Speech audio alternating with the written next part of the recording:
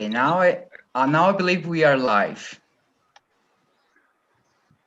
Okay, well, welcome everyone to the second online gathering of young Theosophists. We will begin with a few moments of silence, during which we will renew our pledge of brotherhood and rededicate ourselves to the search for truth.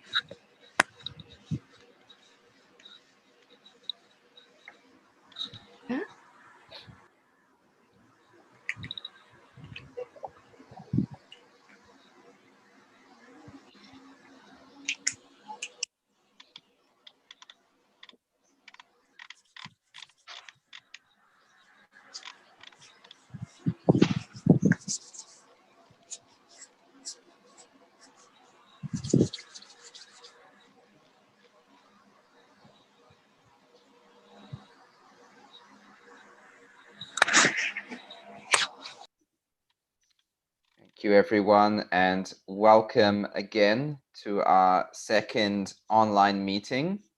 I will just ask everyone to please mute their microphones. Let's begin with the invocation of the golden stairs.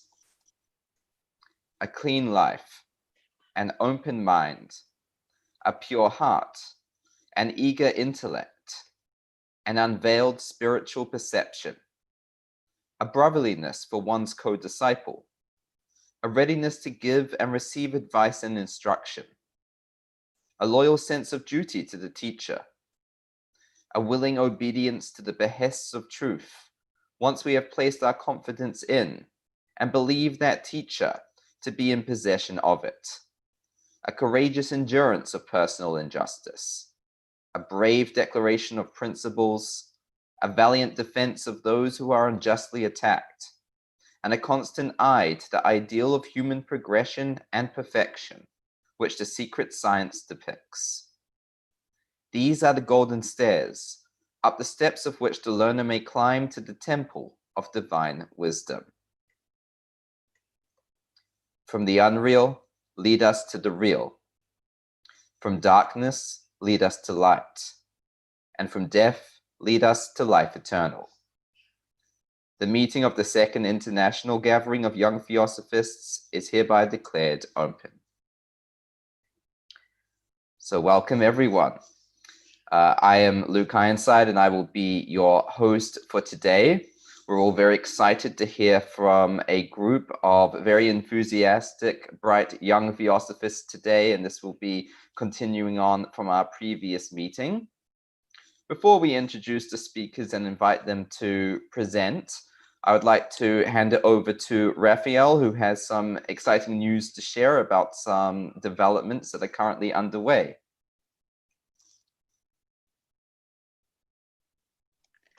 So hello everyone, please be very welcome to the second panel or gathering of young Theosophists.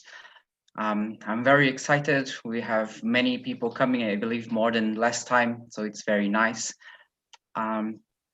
So the objective of this gathering, and it's a collective action, but in my perspective, and I believe it's shared by them, the main objective is to create a sense of global community in the youth, but also to have the opportunities to make interesting reflections about what we find important. So that's the second panel, and we have this group of people who were invited to come and share their views on a specific theme, Theosophy Undefined.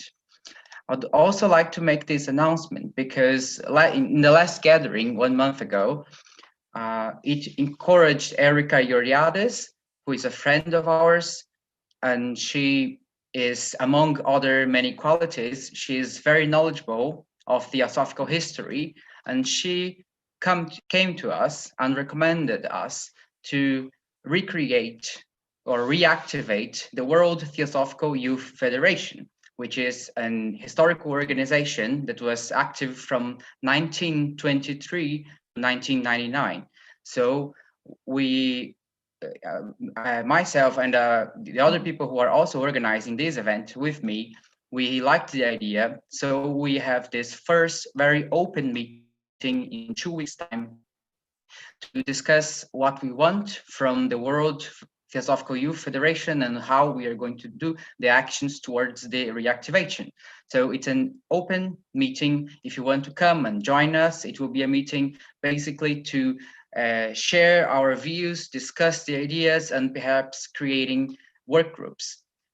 If you cannot come, but you'd like to take part somehow, you can also email me. I will let people know of what you wanted to say. I may even read your email in the meeting or something like that, because initially it's this open space, so we can discuss together how we want to do that. So here's the invitation, and you can mail me if you have any kind of questions. And the other thing is that after the last gathering, we had, I received a very nice email from Daniele from Italy, and he had lots of, feedback from the gathering. And then it gave me this idea that I shared with the group of people who are organizing this event, and they liked the idea of having a specific theme for each one of the gatherings. So the theme for the current one is Theosophy Undefined. That is a paper that I wrote myself in the Theosophists, published in 2016. But we want to have different themes for each one of the online gatherings that are supposed to happen every month. So if you have any ideas, it would be very nice if you could send me, and then I can share with the group of people who are organizing it, and we can decide what will be the themes for the next gatherings. And it can be an article, it can be a book chapter, it can be whatever. If people like the idea, we can take it. And I'm asking people to send it until the 20th of October, so in 3 days time, if you want this to be included as a possibility for November, because we want to give time to the November guests to read and prepare their short talks. So but if you have ideas after that, also send me, because we will have hopefully plenty of online gatherings of young theosophists in the future. So that's an invitation. Please remember to take a little time to think what would be nice, and then send me the idea. I suppose the better topics are the ones that really open space for debate and discussion and provoke our thoughts somehow. So but obviously it's open to suggestions from everyone. So I'm very happy that we're having this second, and then thank everybody for coming and participating, and handing back to Luke to be the host of the event. Thank you, Raphael. I'll now introduce our first speaker for today, But obviously it's open to who is suggestions. Mattia Lugara, who has been a member of the Theosophical Society since 2017. Mattia graduated in philosophy and is currently studying Sanskrit at university. So I'll just welcome Mattia to now turn on his microphone and to present. Good morning, guys. So, good morning from the whole group of Italian young Theosophists. As we did last time, we are going to speak in unison after having set all together the guidelines of our speech. Before starting, aware that Raphael's article helped clarifying some fundamental premises to theosophy, we asked ourselves, who was the addressee of his article? We think it might be who takes too seriously the eye doctrine without integration with the heart. In our opinion, to act according to the theosophical teachings is a natural consequence of having them truly assimilate. We cannot see a real conflict between the doctrine of the eye and that of the heart. Arrogance mentioned in the article, although being inherent to human nature, should be stemmed by the theosophical way of living. Believing that the doctrine of the heart is practical theosophy, we deem not that it alone is the path. This to be found, in our opinion, only through integration. Just as an aqueduct is duly constructed to permit water to flow, similarly, we should use theory, culture, quote, and verbal language in order to lay the foundations for a theosophical way of living, as much in line with the teachings as possible. But how to do when the same founders of the TS tells us not to take as absolute truth what is written, or when the very teachings suggest you to question the teachings itself? Theosophy for us is a state of living. Theosophical is what impels us, and above all, how it impels us towards things, so to say, in our lives. This is why theosophy has to remain undefined, or better, be an opening to other dimensions. We found the topic of the indefiniteness of theosophy reaching prompt for further considerations on the past and future of the TS, and on the approach that might, in principle, characterize its members. As we can read, the article points out the distinction between the doctrine of the heart and the doctrine of the eye, between words, the texts, and what they conjure, recall to mind. There is a clear separation between theory and practice, between intellectual knowledge and intuition.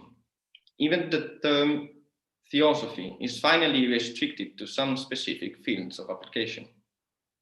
We, however, think that even if, from one hand, theosophy has to be necessarily undefined, to the other hand, it is but a good thing to be able to gather under a common banner what makes us meet here today as young theosophists, or in our national sections, in our lodges, and above all, what makes us perceive the sincere brotherhood which binds us to everyone and to the whole. Is this feeling to be triggered by the reading of technical texts, or by service, or again by introspection? There is no difference. So again, if we are here today, it's because the theosophical teachings resonated inside us.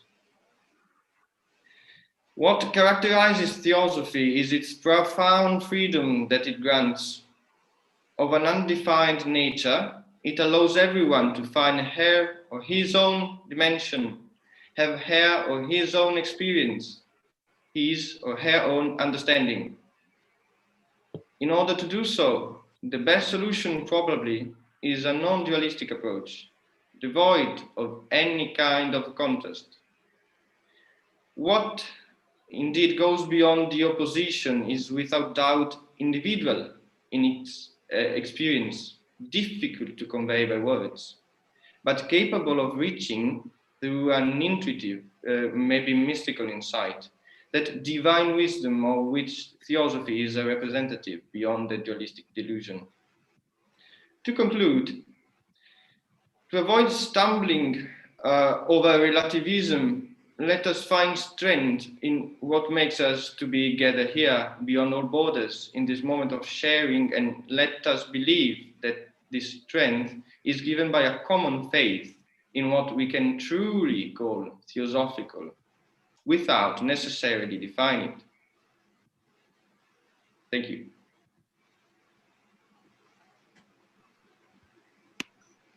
Thank you very much, Mattia, for those comments and for your insights. We'll next introduce Swati Reddy from Bangalore, India. Swati has a master's degree in philosophy and yoga and is currently pursuing a PhD in yoga.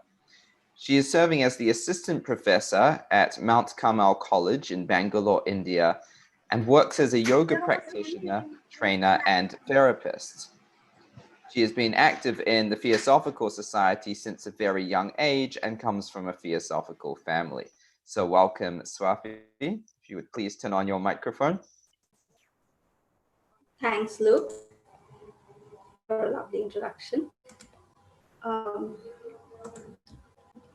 would share my slides. Is the slide visible? Yes, it is. Firstly, I would congratulate Raphael for writing such a thought-provoking article on Theosophy Undefined.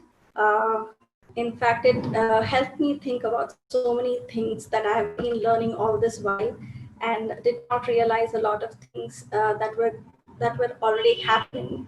And yes, the article, when I went through the article, it was very thought-provoking.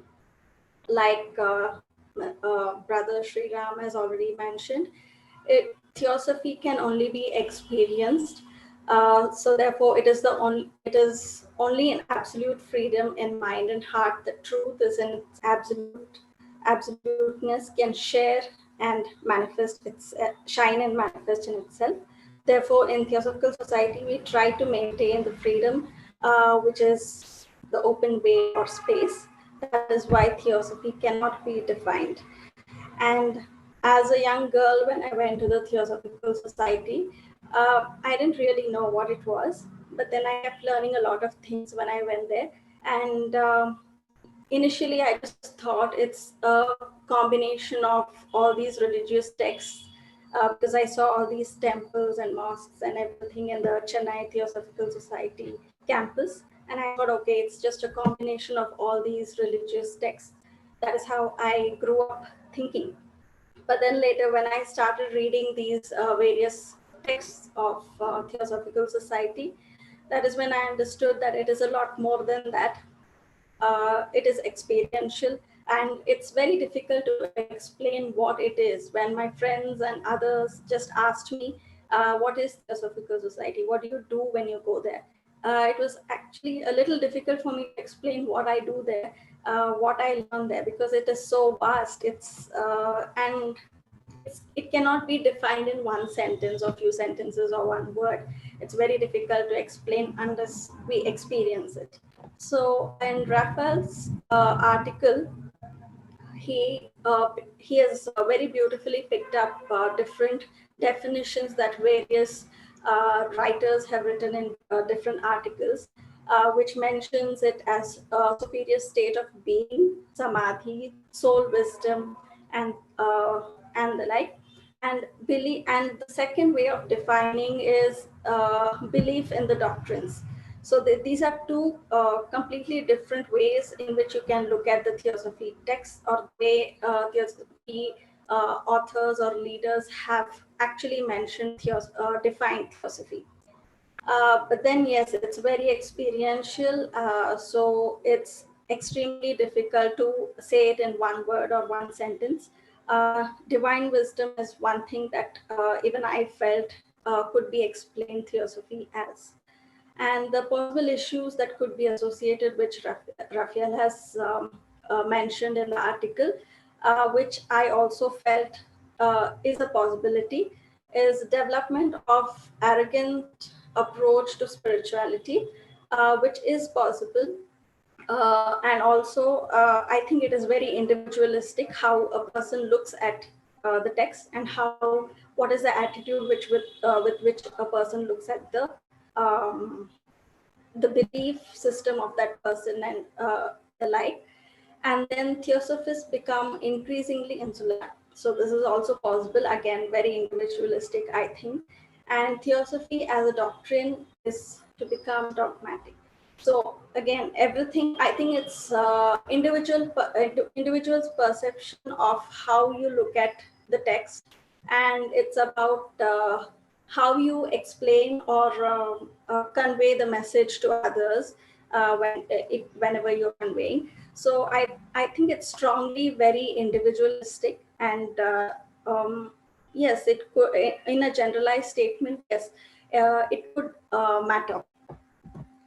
And then there is one, like I always have been mentioning, when one cannot define theosophy, it is experiential. Therefore, it is very difficult to explain what theosophy is. It is better when it is not defined.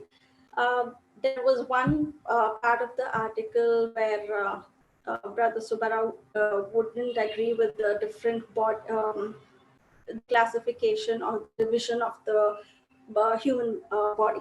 So in yogic texts, we have the five koshas, and also the Hindu philosophy believes in the five koshas, whereas the theosophy has um, seven of these bodies.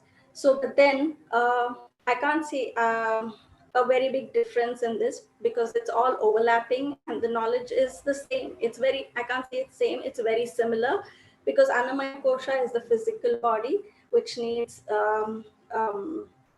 which has the things that are mentioned in Sthula Sharira, Linga Sharira, and Kama Rupa. I think all that is explained in Annamaya Kosha in the Hindu philosophy. And the Pranamaya Kosha is the vital principle which is mentioned in the Theosophical philosophy. And Manomaya Kosha is again the Manas. And Buddhi is what comes under Vijnanamaya Kosha according to the Hindu philosophy. And Anandamaya Kosha is the blissful sheep or the Atma or the spirit. So this, I feel, this is what I felt. It is not completely different and completely unacceptable. It is all the same thing, explained it slightly differently. And I think it is all the same thing.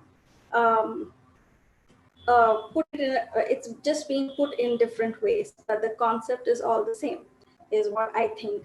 And we cannot debate on it because none of us have seen any of these bodies. We can only see the Annamaya Kosha or the physical body. So we cannot even comment or debate saying this is right or that is wrong, or neither can we say both of them are right.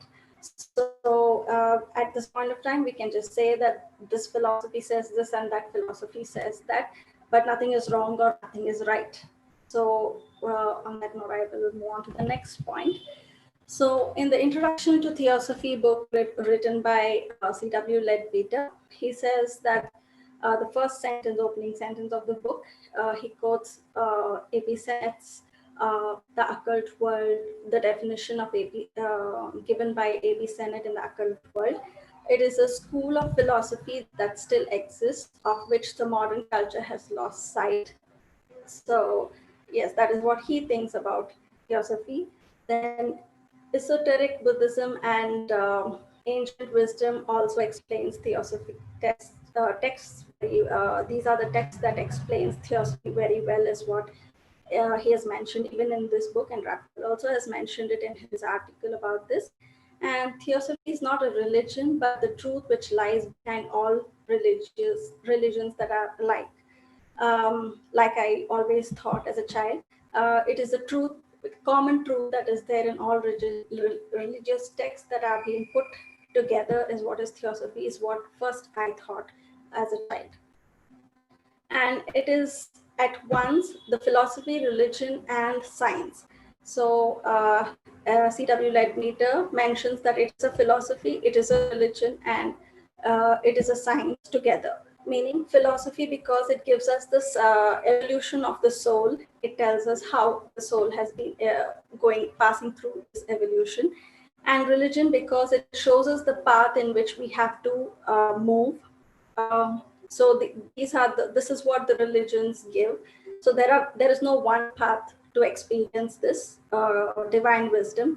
So the various religions have different ways in which they approach to this destination. So the religion gives us those various paths, and the science because it brings both of this philosophy and religion, everything together, and it makes it makes the religion and the individual's belief in a consolidated form.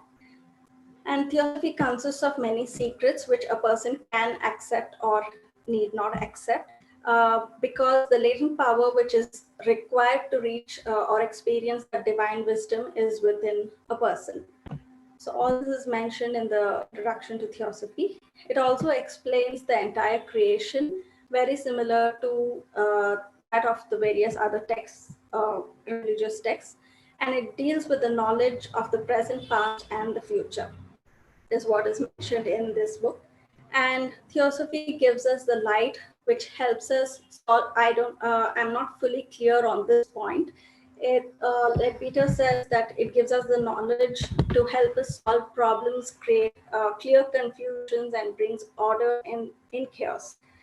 And Theosophy helps the followers to reach their destination through a gentle path, although this does not mean that the path becomes easy or the effort that has to be put in reduces. The effort that individual has to put in will be the same. It just makes the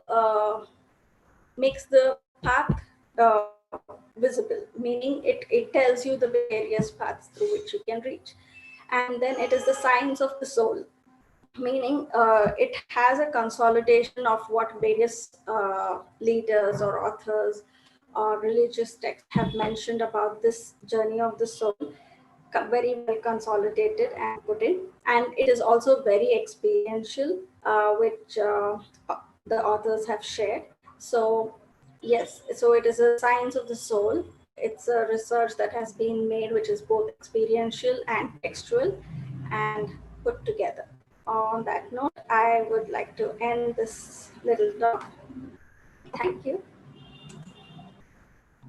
Thank you very much, Swapi, for that wonderful articulation on how Theosophy transcends definition and the characterization that we often try and categorize it into. We'll next welcome Brandon Go.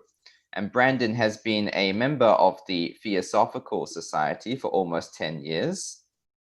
He is the Assistant Secretary of the Singapore Lodge, in which capacity he also heads the Lotus Circle, a group for deeper exploration and practice of Theosophy.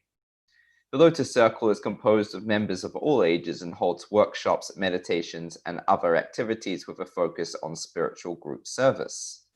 So with that, I'll invite Brandon to please switch on his microphone. Thank you, Luke. Hi, everyone. I'm Brandon. So to begin, I fully agree with Raphael's article and what Swati has mentioned.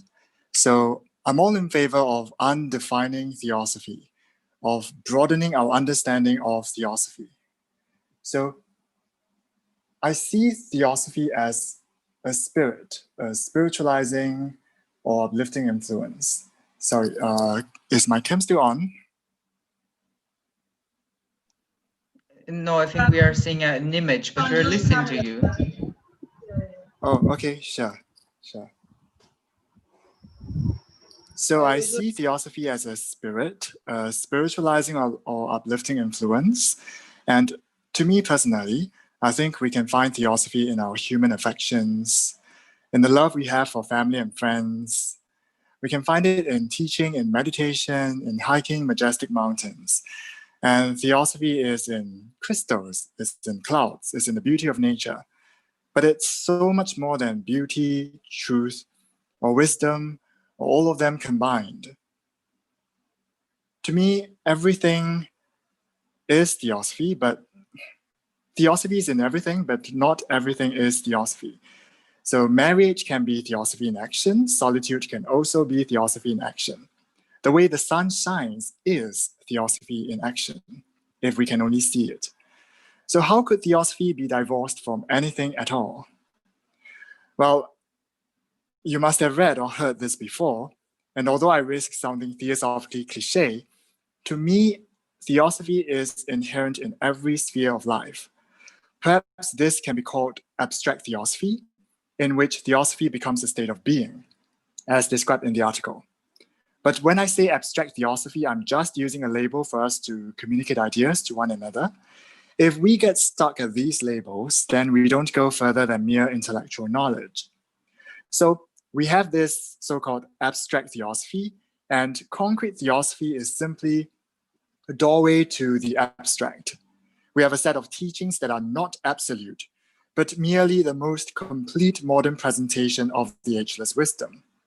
Yet this so-called concrete theosophy, this set of teachings, is essential for the discovery of the inner abstract theosophy in every sphere of life. So I really don't see these two definitions as a binary. I see them as a continuum. I think if we try to weigh one against the other, we may be missing the point of theosophy altogether. It's as though we insist that the palm is the hand, whereas others claim that the back of the hand is the hand. So this idea that theosophy is inherent in every sphere of life is nothing new. All prominent theosophical speakers from Annie Besant to Dora Kunz to Arundale to CJ have taught this.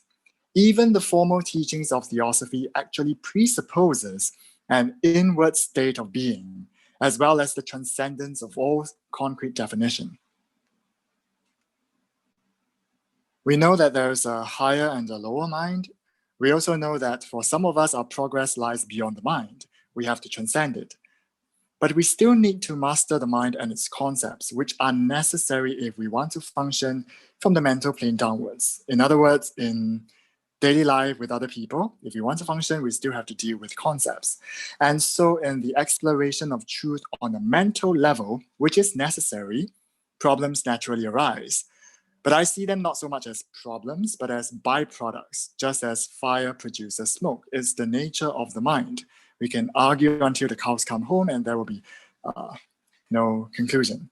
So sometimes it seems as though I do support everything and I agree with everything. Well, the fact is I do. I see all these points of view as facets of a vast diamond, the whole of which I cannot yet perceive. And the discovery of each facet is a wondrous, mind-opening experience. But of course, we have to see what the society needs. And so I think that is what Raphael's article has provided.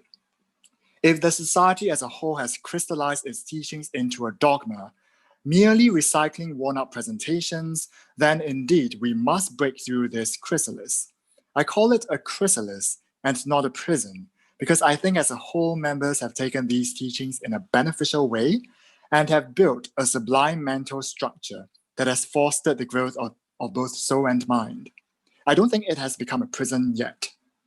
Remember I mentioned that I see theosophy as a spiritualizing influence, force or power. And so this mental superstructure, this chrysalis, has been an uplifting force, not quite a dampening, demoralizing, restrictive belief system yet, or perhaps not on the whole. But that's just my own view. There are those who would rather disregard everything that's of the mind, and even then I would agree with them so long as they direct their revolutionary efforts to where they are needed, rather than disregard beautiful truths that the world sorely needs. So I think as a whole, perhaps it's the presentation of theosophy that has crystallized rather than the truths and the vast literature. And whatever our perspective, I think we can all agree that for theosophy to be living, it has to be lived in every area of life. And it transcends even that. So perhaps this undefinition could be even broader than defining theosophy as a state of wisdom. Our undefinition of theosophy may not so much remove formal concepts as it can expand our realization of theosophy into more dimensions. Isn't that the goal of theosophy? To expand and grow in greater power, love, and wisdom. So whatever we call these teachings does not bother me, because if a truth raises our highest thought even higher, makes our greatest love even greater, and inspires us to face the adventure of life with increasing purpose, then to me, it is theosophy. So I have read, I really appreciate all theosophical authors. To me, all of them speak to me. So there are people who tell me Jeffrey Hodgson doesn't speak to them, N.C. Ram doesn't speak to them, CWL doesn't, his style is not quite their cup of tea, but for me, I really appreciate all of them, and I can feel that they all speak to me, from H.K. Challoner to Annie Besant to CJ. So having read all the plethora of points of view, I can say that even if we want to define theosophy, we can't do it, because they're so different. The voices are, in fact, very vast, even though they are more or less teaching the same thing. But really, if we explore the different voices within the Theosophical Society itself, we realize that we cannot define it. And I would invite all of you to delve deeper into our wondrous, inexhaustible theosophical literature. And I think we all realize that there's no definition. And yep, thank you very much.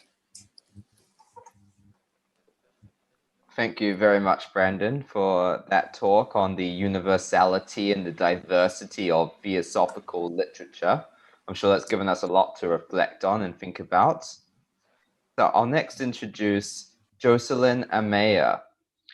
Jocelyn is originally from Mexico City and is currently studying psychology at the University of Boston. She has been studying and practicing Theosophy for the past 2 years and has gotten more involved in the study of Theosophy over the past year. So I'll now invite Jocelyn to turn on her microphone to present. Hi everyone, let me just share my screen.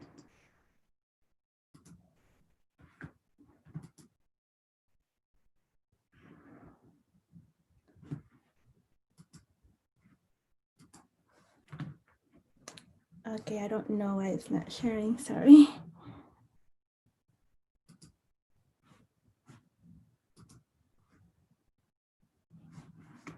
Oh. So did you try the share screen green button in the bottom of the screen? Yeah, I think what's going on is that I need to change the preference on my settings. Sorry about this. While Jocelyn is just trying to, figure out the share screen thing, I would just like to mention that we are having a total of 57 people here in Zoom, and at some points 13 more people watching from YouTube. I think it's very exciting, and I suppose it was growing a little bit from the last one. So we can, with these events, bring more and more people together, and then hopefully we'll have a huge youth community globally at some point, and hopefully we'll have the chance to meet in person at some point, maybe Nadyar, maybe somewhere else. So I'm very excited with what's happening. Thank you for everyone who is around. Jocelyn, would you like to send it by email, and maybe I can share the screen? I don't know, just in case. If you guys don't mind,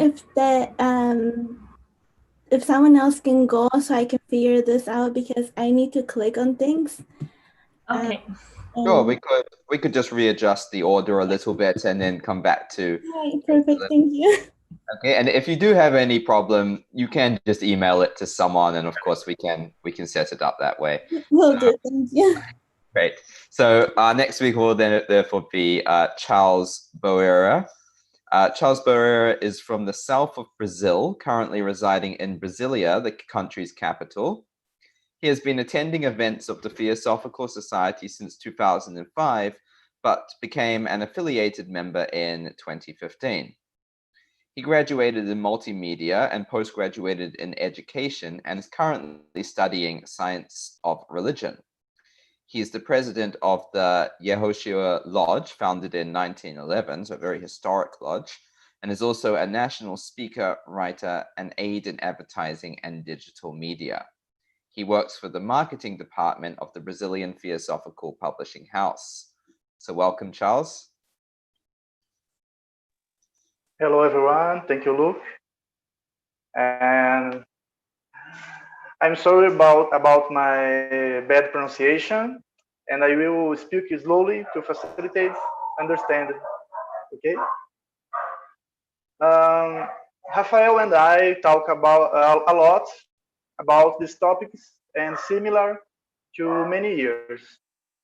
The Rafael article, it is a great synthesis of what I understand by theosophy. Erica Georgiades usually use the expression Blavatsky esoteric philosophy system, and I consider it appropriate to refer to her books. In the master's letters, we can read that the only objective for any theosophist is to work for human improvement, educated to the degree of his development and the country in which he lives. Because theosophy has no labels. I understand that they are saying that we must adapt it to the culture in the best way that the person can absorb. In the Jainism, a dualistic tradition in India, we will find the concept of Anekantavada, which suggests the spiritual concepts can be interpreted in several ways, making possible multiplied ways to be presented. Because it is impossible to describe about higher realities. A very respected Brazilian theosophist named Raul Branco says that the mystic is like a person who sees surrounded by blind people from birth. Also, in the letters, we read that even the most voluminous and detailed of the books could not translate the experience in the most sublime spiritual reality. Blavatsky said that for one who has the knowledge, no words are necessary. For those who don't have the knowledge, no words are enough. It seems clear to me the theosophy is self-revelated, an internal process. We must provide the condition for it to happen, building bridges in the best way we can. When we study books, we are students and speculars. Academically, there is a term for this type of study, speculative philosophies from India. The world and humanity is bigger than our selected group. The world already has many groups and movements to separate the humanity. We don't need to be anymore. I believe that we need look not only at books, but also at the world and humanity with empathy. The path of the Blavatsky master is the of Bodhisattva, which provides for the practice of altruism, which I believe to be impossible without empathy. Thank you. Thank you very much, Charles, for that presentation. And I'll just check back in with Jocelyn now. So Jocelyn, are you ready or would you like a bit more time? No, yes, I got someone to help me. Wonderful. Okay, so I won't introduce you again, but I'll just welcome you to present.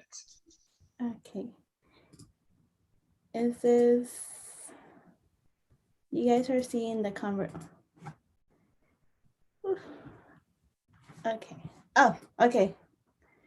Sorry, I'm a little bit confused on how to work with this, but are you guys seeing the like a scheme? Yes, now we are seeing, I believe, everything, yeah. Okay, Yes. perfect. I'm not able to see it here. I don't know why, but so this schema will help us to conceptualize theosophy.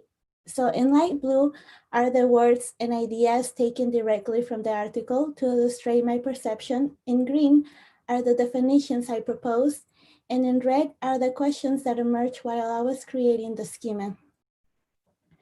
And I invite us to analyze this after. Pablo Sender tells us that the limitations of the language are not enough to express the language of the soul. As we have seen, the article Theosophy Undefined, in the words of the writer, addresses the ambiguity associated with the way the word theosophy is used. The first interpretation deals with the superior state of being, which includes comprehension of divine truths, a God knowledge, superhuman knowledge, and infinite in nature, meaning that theosophy can be interpreted as the state of being or a higher consciousness, or just a state of being. Theosophy is also defined as a doctrine, and I found a definition from Wikipedia that describes a doctrine as a top principle of positions as the essence of teachings in a given branch of knowledge or a system. Given those definitions, theosophy enters within the realm of the word doctrine. In this article, the writer advises us of three potential dangers that we can encounter with the ambiguity of the word. So right here we have the potential issues that we can find according to the author. So the first one is a development of an arrogant approach to spirituality. In my opinion, this could be a direct consequence to the misuse of the language and misinterpretation of the words. As a consequence, it creates an insular perception of the discipline, meaning that members of the society could potentially run the risk of becoming close-minded and leading them to transmit dogmatic teachings. For those reasons, the author proposes a tentative solution, which has limited the use of the word theosophy as a state of being and theosophical as a state of teachings. However, I found this to be counterproductive because it limits the use of the word and its meanings. To me, theosophy transcends the limitations of the language.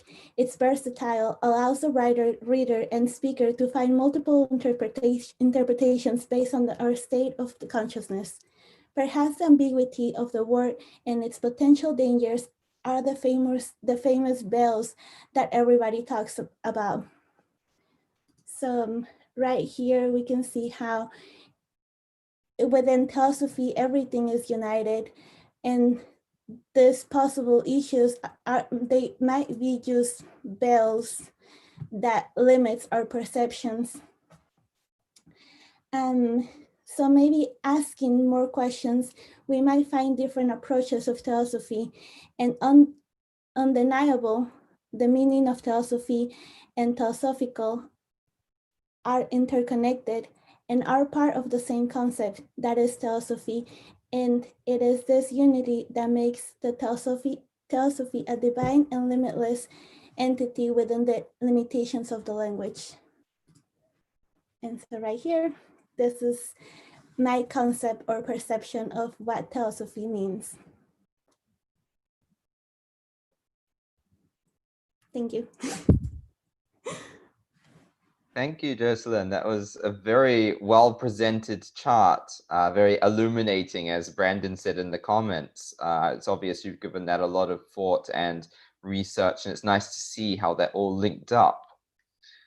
So we will now turn to our questions and comments. And I'd like to first express my thanks to the speakers for those presentations, and I'm sure everyone here also very much enjoyed those presentations.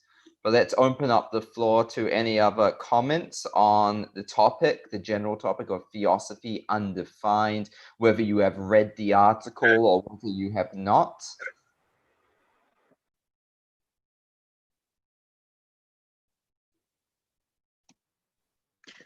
So sorry, may I suggest that people I don't know, either raise hands or write in the chat or if they want to speak anything. I would like also to make a short comment. Just, I think because I'm transmitting in YouTube, just it would be nice to say that people are saying hello from Kerala and Mumbai in India, from Brazil, Philippines, the Netherlands, Karachi. So we are having some people in YouTube and here in the chat saying hello from all these places, in addition to everyone from different places that are just here and not necessarily wrote a message. But before other people comment, I would just like to say that well, it's my own paper, so I really appreciated what everyone said. I think the idea of the paper is not to have the ultimate answers. What would be a kind of paradox, isn't it?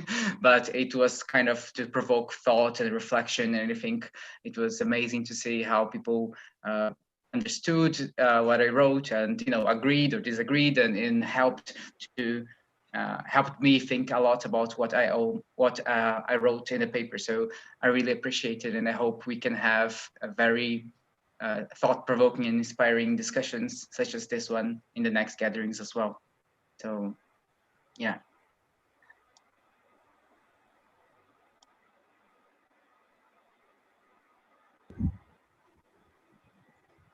Hola. Hello. Oh, Shikha, you are muted. Hello, everyone. Now, can you hear me? Yes. Perfect. Okay, I would like to congratulate Matia, Swati, Jocelyn, Charles, and Brandon for really, inspiring short talks, and giving a new perspective in every talk. I mean, how often it happens that the theme is same, but each of the speaker is presenting it differently. It's really marvelous, and I think each of them is complementary. We should not take it as opposing, but as complementary. And to quite some extent, I agree also with Rafael's article that is the danger with any scripture, be it anything that has been happened with Bible or Quran or Indian scriptures, that the wisdom was translated into words, but it cannot be translated into words. It's like you eat a cake and try to tell somebody how does it taste, and the other person has not tasted it. So you can keep on expressing it in words, but you can never express in reality. So that is the difference that will always remain, and I think that is why the difference that they give, difference between a member of Theosophical Society and a Theosophist.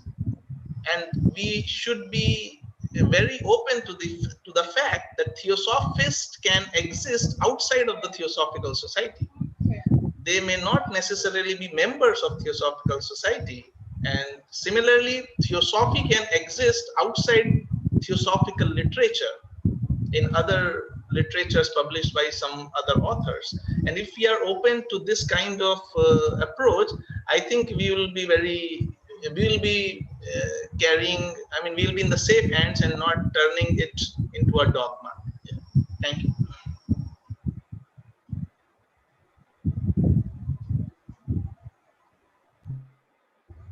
Something else that I wanted to propose is that we have this moment in which we have this kind of more open discussion. Everybody is welcome to come and share their views, but it's also transmitting YouTube live. So I think very soon I could stop transmitting, because some people can feel a bit, shy to share their thoughts if that they are being recorded and things. So if someone is very shy, you have the chance to speak only for the Zoom people, and people who are watching from YouTube right now are welcome to join in the Zoom room, so you can participate with everyone. But yeah, just found like a good idea, because I know that some people can be very shy. Can I put in some words, and Rafael? Yes, please. Yeah, just like Shikhaji said, I felt as if different rivers are flowing from all around with something of theosophy, and they are all having their own different purity, but then finally going towards a big ocean. That's what I felt from all these short, small presentations, and I'm really thrilled. I've been asking Shikharji also that why can't we have some new thought waves? And today, my God, believe me, I have got 5 frequencies going on in my mind together. Thank you, all of you. That was lovely presentations. Thank you.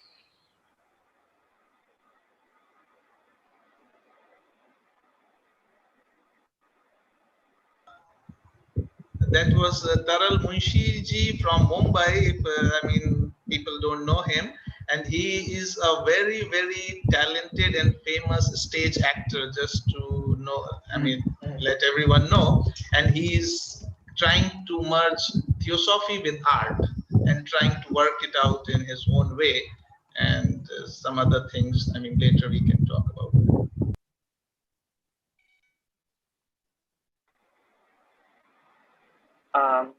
Maybe I can share just to get the ball rolling. So I haven't read the article. I didn't have the time to read the article last week. But thank you for the sharing today. They were all illuminating and they were very nice and they helped explain a lot. My thoughts on this, theosophy by its very nature. So we say that it's theos and sophia. So it's divine wisdom. So its very nature, we cannot define it because if it's divine, we cannot define it. If it's something that can be defined, then it's no longer divine, right?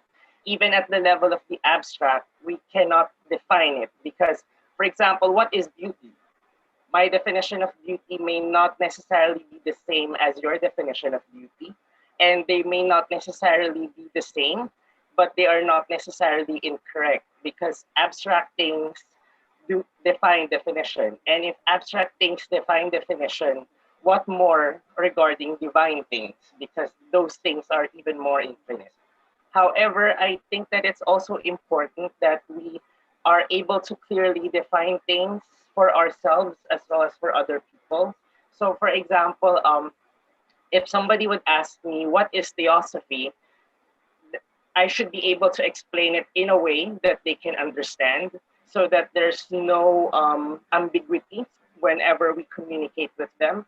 So, for example, if somebody who's totally new or if somebody who's from another religion or from another background would ask me what theosophy is, so I would use the definition earlier that it is the truth behind all religions.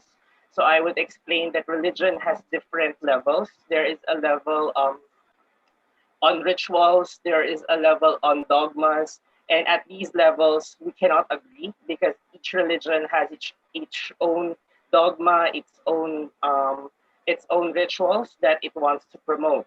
But if we look at the core essence of its religion, then we have a common ground, and I think that is one way to define theosophy. It is the core teaching of every religion. That's why we say in theosophy, don't leave your religion, but live your religion. Because as long as you live by the truths of your religion, then you're living the theosophical life. However, if there's a more like a spiritual seeker who's asking me what theosophy is, I would probably define it more in the way that it was previously defined by one of the presenters, that it's a gentle path to reach the goal. And I guess that goal is to reach oneness, to reach nirvana, to reach enlightenment, whatever term you want to call it. It's a way towards that. And theosophy has clearly defined guidelines how to reach that in a step-by-step, linear and consistent manner. Of course, some of the different teachers may have different approaches and different ways to reach that, but they're different, but they're not necessarily contradicting each other. So those are my views on this idea that theosophy undefined. So we cannot define it because it's divine, but I think it shouldn't be that ambiguous because if we have a clear understanding of what it is, we should be able to explain in our own terms what theosophy is. Just keep the ball rolling. Thank you, Christopher. And May an I say idea something? Okay, well, we have a request from Isis. So if Isis could speak first, and then we'll come to Bertie, Brother Bertie, after Isis. So I'll just invite Isis to speak. Oh, hello, everybody. Hello. Very pleased to be with you. I read the article from Raphael. I am his fan. I admire his work as a theosophist in Brazil. He has a very interesting leadership. And I heard all the small talks, they were very interesting. And I would like to add something very, very concrete. Suppose what is written, well, anywhere in the secret doctrine or anywhere. Suppose every word there is true. But if I don't understand, I can mislead it. I can misuse it. I can say wrong things about what is there. So it has to come necessarily through our own experience. It has to come through our own capacity to understand. And my capacity to understand is different from Igor, from Raphael, from Luke, from Shikara, from Catalina. We are in different levels of evolution. We are able to assimilate things in our own level. So necessarily, theosophy has to be undefined. It's not that we question that it's true or not. We have to see what is our capacity to assimilate these very high teachings. That's what I want to contribute. Although I'm not so young now, but I have been a young theosophist as you, and I want to support you very much in this endeavor to take theosophy forward as a living process, not as some books that we have to memorize. No, a living process of getting in contact somehow with the divine nature in ourselves and in life. Thank you very much. Thank you, Isis. And Isis will be presenting a little bit more on this topic in 1 week, on the topic of theosophy as an agent to transform the world. So if you'd like to hear some more on that, you'd be welcome to join in. I'll now just welcome Brother Bertie to share some thoughts. Theosophy is a way of life. The divine wisdom is in a cosmic intelligence which comes to a person who is in a state of righteousness and innocence. Come to me, children, for yours is the kingdom of heaven. And it is to these people who are loving, caring, and have no sense of another. It is these people like y'all, young hearts, who are the flaming torch bearers of this esoteric wisdom. For esoteric wisdom is life in abundance. The Master says very clearly, love one another as I have loved you. And if there is study, meditation, and service, we can turn this whole world upside down. It's a question of making the first step, and that is the step to our brotherhood, the law of laws, compassion. There is no question of differences because love is greater than faith, greater than talk, greater than charity. It resonates by its virtue of understanding. And that clarity of understanding is the awakening of the cosmic intelligence, Mother Sophia, relating to us in that divine wisdom. Your young hearts are the future, the flaming fires of attention. I personally feel the cosmic intelligence will never die, for it has its own way of suspending and sustaining itself in the young hearts which are innocent. Come to me, children, for yours is the kingdom. Blessed are the meek, and blessed are those who are peacemakers.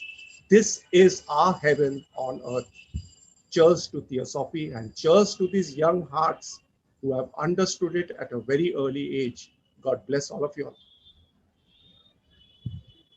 Thank you, Bertie. If I might just add something, something that I've been reflecting on a lot recently is that the idea that there is no one size fits all in Theosophy. I think one of the fascinating things about Theosophy is that it is so unifying, but it allows for so much individuality at the same time. And there's no contradiction there whatsoever. There's this sense of universal brotherhood, which is at the very heart of the Theosophical teachings. And at the same time, there is an allowance for an individual path.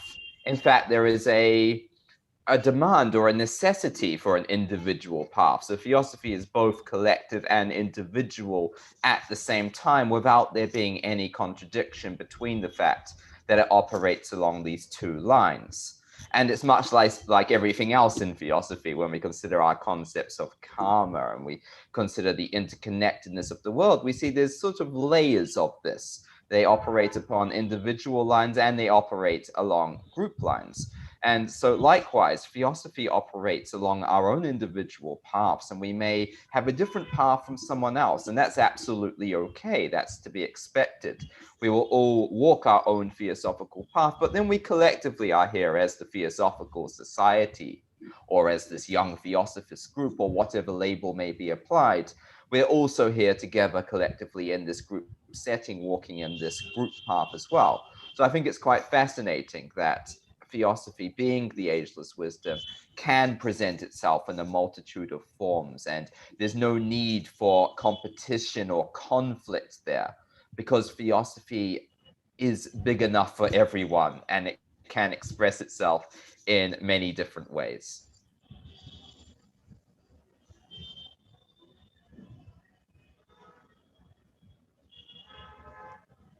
Do we have any other questions or comments?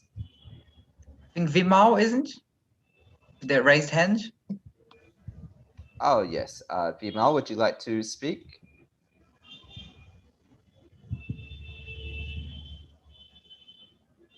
Vimal, you are not audible. Unmute, please. Unmute. She's unmute.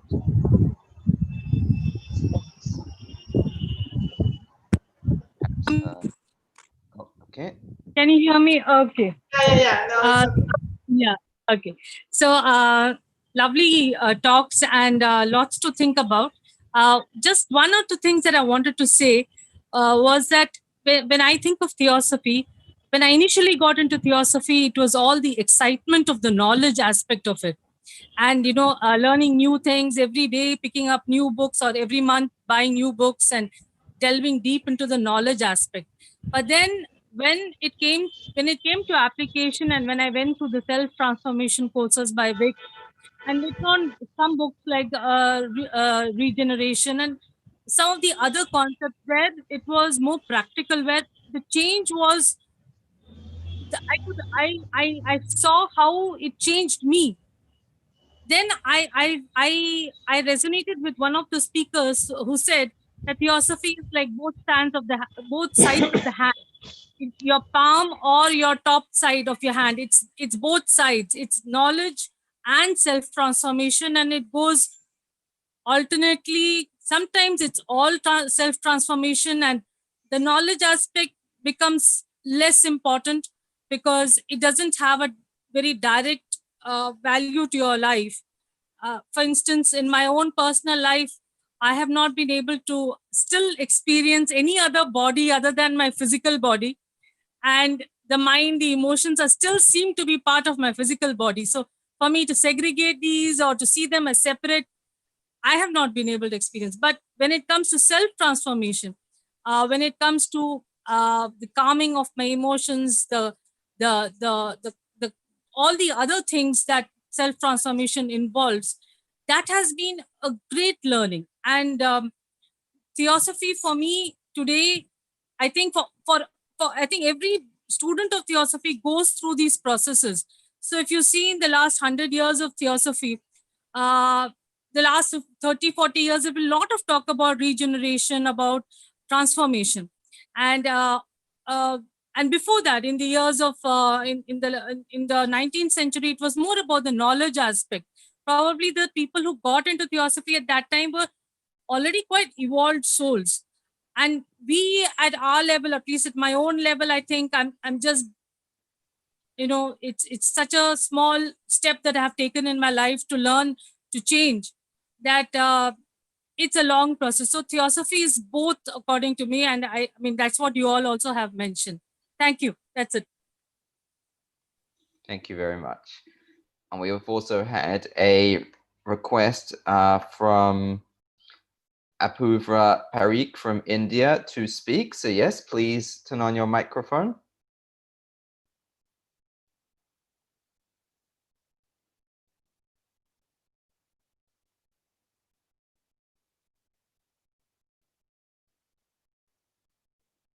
So hello, Apurva, you requested to speak. I think he has written down the question, Luke. He said, can I speak? Okay. Thank you. Right, well, Apurva, you may wish to turn on your microphone. Hello. Hello.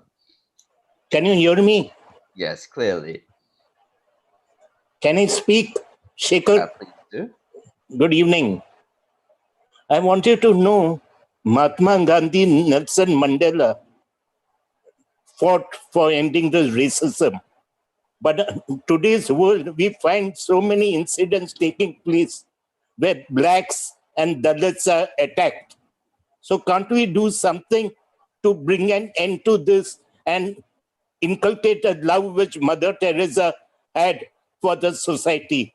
It is very saddening. See the incidents in Madhya Pradesh, UP, and other places. So we, the youth, have the mantle on us to make the world a better place to live in. Your views? Thank you. And we also have a request from Charles Barrera to make another comment. So please do, Charles. Yes. In semiotics, we learn about the interpretation of the human being in relation to the signs. It's correct, the sign? Yes? Signs, isn't it? Signs. Signs, okay, thank you. Any language need learning with a limited system. And the Theosophy, we are trying to speak and understand about the unlimited, what transcended the human condition. So I believe that we can present approximation in verbal or written form. In another time, I talking with Marco Aurelio Bilibio, a very respected Brazilian theosophist, and we concluded the words serve to distract and guide the mind, while another internal process going on. And I believe that. Thank you. Thank you.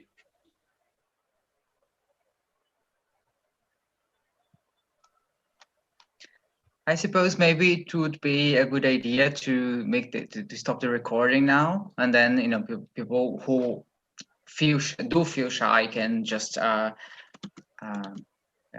more comfortable to speak if they want. So as it's still being recorded, I think it would be nice just to reinforce the announcements, short announcements I did in the beginning. So if you have ideas for future themes for our online gatherings of young theosophists, please do email me or contact me with these ideas. We are accepting the suggestions and deciding it in the collective. And the other thing is that in 2 weeks' time, we are going to have this first online open meeting to everyone who wants to come and join us in this movement to reactivate the World Theosophical Youth Federation. It's nothing sure for now, but it's an initiative. It's a beginning of a movement. So if you want to come and share your views and help us, or just see what's happening, you can also join, or just email me whatever you have in mind. So I will stop streaming now. I already added in the comments on YouTube the Zoom link. So if you're watching in YouTube and you want to join the room now, because it's not going to be on YouTube anymore, please do. And I will also ask Catalina if you would stop recording the here in Zoom. So thank you for being with us, and to now.